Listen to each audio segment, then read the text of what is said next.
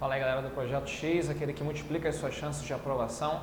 Meu nome é Paulo Vitor, professor de Biologia.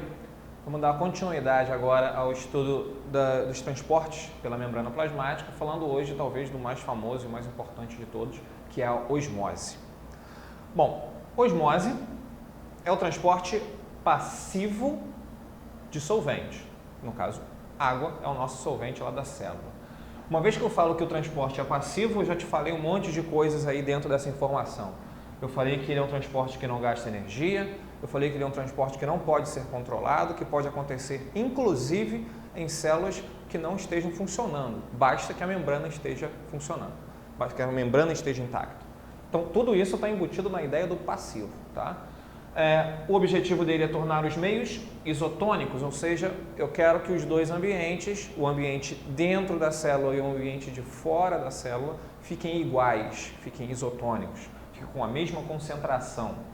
Para isso acontecer, é meio que óbvio que a água vai ser transportada sempre do ambiente menos concentrado para o ambiente mais concentrado. Porque se a água sai do ambiente menos concentrado e vai para o lado mais concentrado, o que eu vou fazer? Eu vou diluir o excesso de soluto desse lado.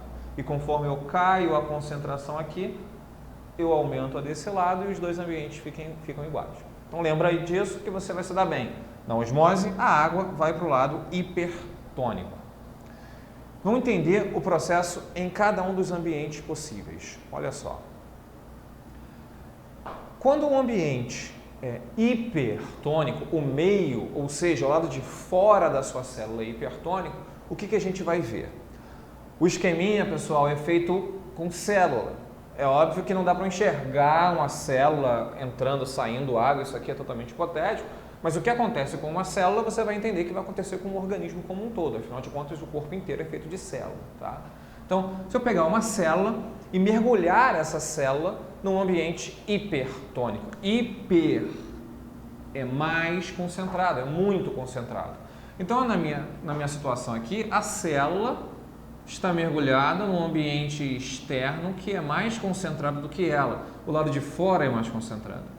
Pô, se o objetivo aqui é estudar a osmose, e eu sei que pela osmose, o que vai acontecer? A água vai para o lado mais concentrado para diluir o excesso de concentração, é óbvio que a água vai sair. A água sai da célula e depois de um tempo eu vou perceber que essa célula vai murchar. Essa célula vai sofrer um processo que, concordo com vocês, poderia ser chamado de murchação celular. Ia ficar muito mais fácil de gravar. Mas, infelizmente, o nome é plasmólise. Sinto muito. A plasmólise é um processo onde então a água saiu da célula, a célula desidratou e ela ficou murcha. É claro que uma célula sem água, uma célula plasmolizada, ela vai morrer. Não tem como ela viver com tão pouca água. A tendência seria a morte. E mais um nomezinho para a alegria de vocês, se a plasmólise acontece em células sanguíneas, as hemácias, a gente vai chamar esse processo de crenação. Então, crenação é a plasmólise nas hemácias. De um modo geral, tudo quanto é célula, nós vamos chamar de plasmólise. Se for numa hemácia, numa célula sanguínea, a gente chama de crenação. A hemácia crenada é uma hemácia que sofreu plasmólise.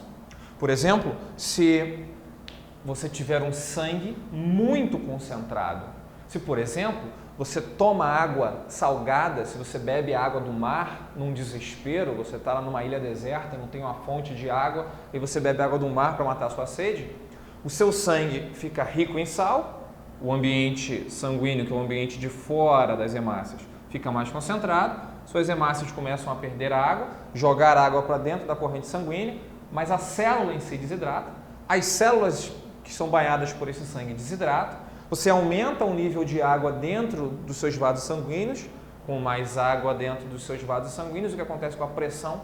Ela aumenta. Então, sua pressão arterial, por exemplo, ela sobe porque você está ingerindo água salgada. Isso seria um problema. Por isso que quando a pessoa está com pressão baixa, o que você faz? Bota aquele salzinho embaixo da língua. Mas cuidado, porque se ela não tiver com pressão baixa, você vai matar o cara. Faz isso não. Então, na plasmólise, a célula murchou, Agora, dá para voltar essa célula? Dá. Por exemplo, você fez aquela saladinha, temperou aquela salada, mas não comeu tudo. Guardou a sua salada na geladeira pensando na sua janta. Salada temperada. Você temperou, tornou o ambiente hipertônico. Quando você foi jantar, a sua salada estava murcha. As células da sua saladinha sofreram plasmólise. Elas murcharam. Mas tem como fazer voltar a minha salada ao estado normal? Dá para recuperar o meu alface murcho? Dá. Se você conseguir colocar essa salada num ambiente hipotônico, num ambiente onde o lado de fora seja menos concentrado, o que vai acontecer? A água volta para a célula da sua salada. Então, se por exemplo, eu colocar essa célula aqui em um ambiente hipotônico, é possível que a água retorne e a célula volte ao estado normal. Nesse caso, eu vou falar que a célula sofreu deplasmólise. Mas para isso você tem que mergulhar sua folha de alface numa água destilada, que não é uma água muito barata de se obter. Então, não vale a pena. É mais fácil você comprar lá um alfacezinho que custa 80 centavos. Se você for comparar com o preço da água destilada, não vale a pena.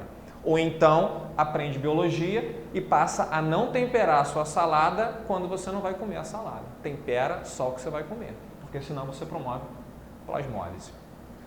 Isso acontece numa série de coisas, né? Por que a carne seca, ela é seca? O que tem em excesso do lado de fora da carne seca? Não é sal? O excesso de sal fez as células da carne desidratarem e sofreram plasmólise, por isso que ela é seca. E por que ela não fica na geladeira? Por que as bactérias não querem comer aquela carne e decompor a carne? Porque se a bactéria pousar em cima da carne, no exato momento que ela cair na carne, ela sofre plasmólise, as células da bactéria morrem. A bactéria sofre desidratação e morrendo ela não vai decompor a sua carnezinha. Então a carne seca não precisa ficar na geladeira, graças à grandiosa osmose. E se fosse o contrário? E se eu mergulhasse a célula num ambiente hipotônico? Se eu pegasse então uma célula e colocasse num ambiente menos concentrado, portanto a célula seria mais concentrada. Isso é óbvio, tá, pessoal? Se o lado de fora é hipo, o lado de dentro tem que ser mais. Aqui é uma comparação. Não tem como um ser menos e o outro ser menos também, porque senão seriam iguais. Então, se o lado de fora, se o meio externo é hipo, a célula é hiper.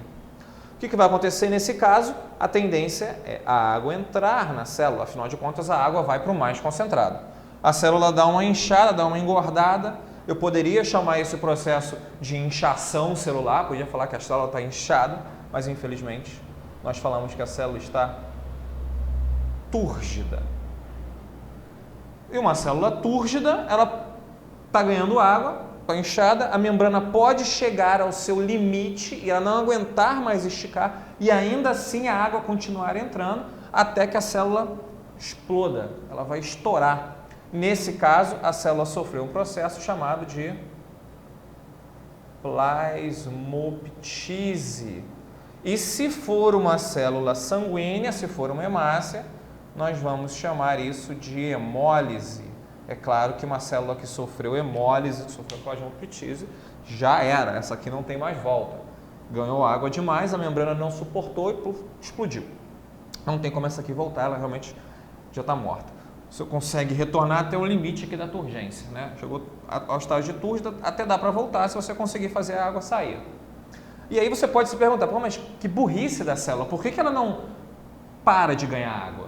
Por que ela vai continuar até a morte? O suicídio é intencional? Não, porque isso aqui é passivo. Eu falei com vocês, transporte passivo é incontrolável. Enquanto o ambiente externo favorecer, vai acontecer o processo. Tá? Então, uma outra preocupação, por exemplo, então, em relação ao sangue. Né? Para que isso não aconteça no sangue, o que é interessante? Que o seu sangue não fique hipotônico. Você não pode injetar na corrente sanguínea de uma pessoa, por exemplo, água destilada em grande quantidade. Porque senão você dilui demais o sangue, você torna o sangue hipotônico, você pode promover hemólise. Então, por isso que quando alguém vai inserir algum líquido no sangue do indivíduo, em geral você vai inserir isso dentro de um soro, na verdade, uma solução que contenha uma quantidade de sais equilibrada em relação à célula, que é a solução fisiológica. A solução fisiológica, ela é isotônica em relação às suas células, ela não é nem mais nem menos concentrada, ela é equilibrada. daí o que vai acontecer? A sua célula não ganha água, não perde água. Ela não sofre crenação, nem sofre hemólise, ela fica no equilíbrio. Tá? Então, pensou em célula em um ambiente aquoso, lembrem que a osmose pode acontecer desde que os ambientes estejam diferentes. E também não esqueçam, o volume da célula é alterado, isso é um ponto primordial. Na osmose, eu tenho alteração do volume da célula, porque eu estou trabalhando com água, que é a substância em maior quantidade dentro da célula. Lembrando dessas coisinhas, fica moleza. Até a próxima.